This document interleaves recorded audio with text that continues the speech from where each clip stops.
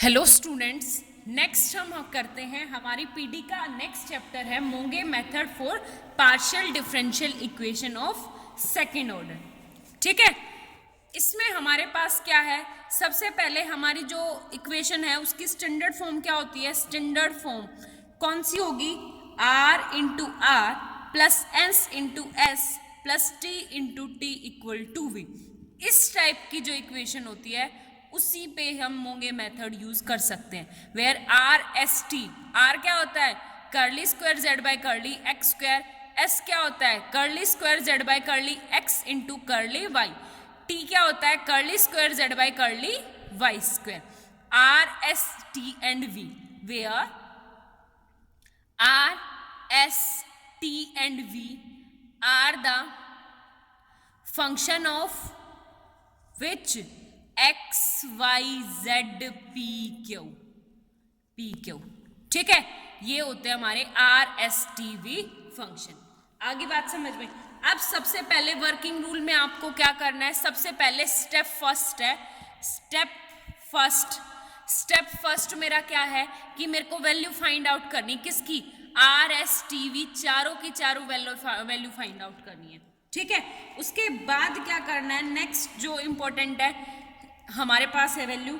एक बात बताओ, डी पी निकालो। पी क्या होता है curly Z Y curly X, एक बार डी पी और एक्स वाई के विद रिस्पेक्ट में, तो ये क्या हो जाएगा D P curly P by curly X into D X plus curly P by curly Y into D Y. ठीक है, पार्शियल डिफरेंशियल नहीं होगा। अब इसको पी की वैल्यू क्या होती है curly Z by curly X, यहां पे पुट करेंगे तो ये क्या हो गया मेरे पास curly square Z by curly X square into D X plus P की वैल्यू रखेंगे तो ये हो गया curly square Z by curly X into curly Y into D Y. कब P equal to curly Z by curly x.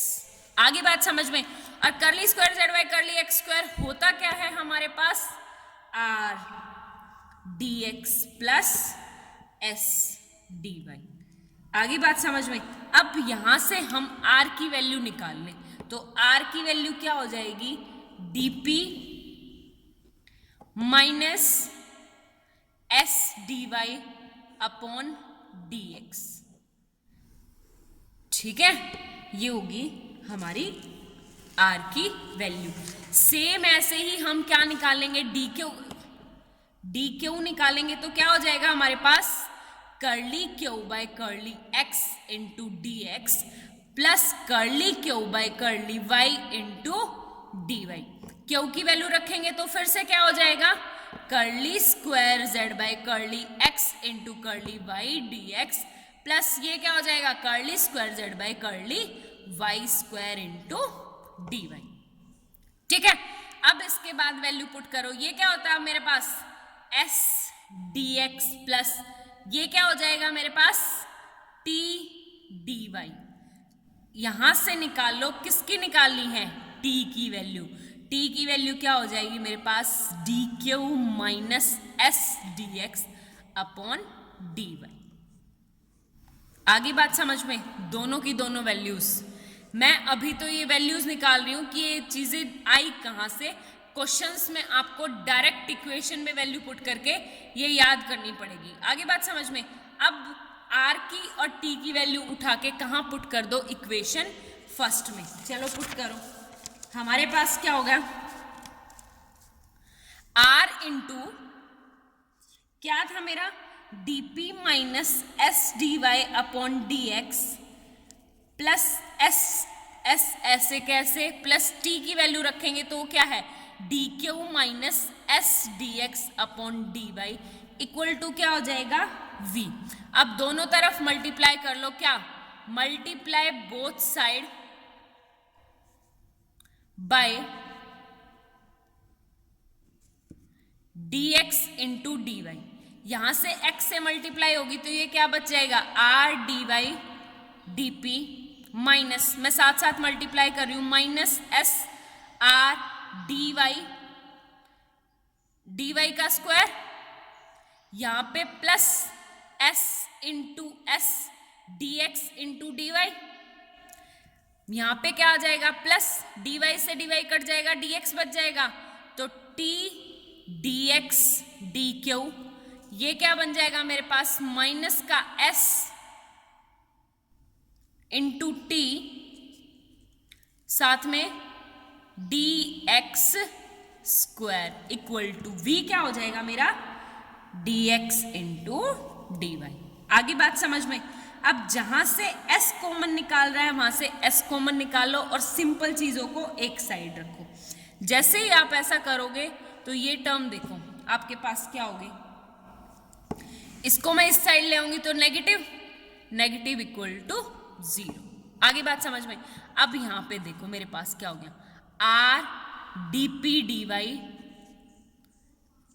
Plus S, sorry S तो उसमें है ही, ये तो लेना ही नहीं हमें, ये छोड़ो, ये क्या है मेरा माइनस का v D X D Y, साथ में क्या आ जाएगा plus T D X D Q. ठीक है, साथ में क्या माइनस माइनस कॉमन ले लो, माइनस का s, अंदर क्या बन गया r इंटू डी वाई का स्क्वायर माइनस s कॉमन हो गया तो ये हो गया s D X D Y, minus s common हो गया तो प्लस का t D X square equal to 0। आगे बात समझ में। अब इस इक्वेशन को अलग मान लो, इस इक्वेशन को अलग मान लो, हमारे पास क्या होगी हमारी r D P into D Y minus v D X into D Y plus का t D X into D Q equal to 0 and another is क्या हो गया मेरे पास r D Y square minus S D X into D Y plus T D X square equal to 0। Most important equations.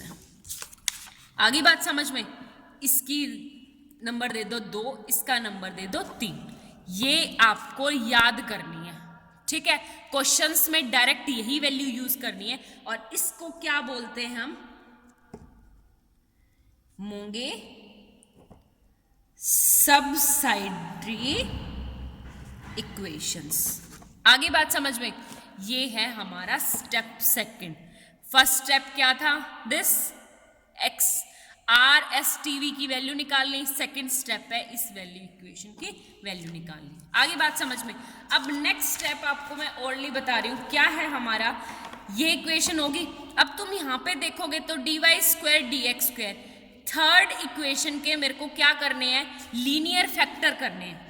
जब मैं third equation के linear factor करूंगी तो किस इक्वेशन में होंगे, D Y case first, third equation के linear factor resolve into two linear factor.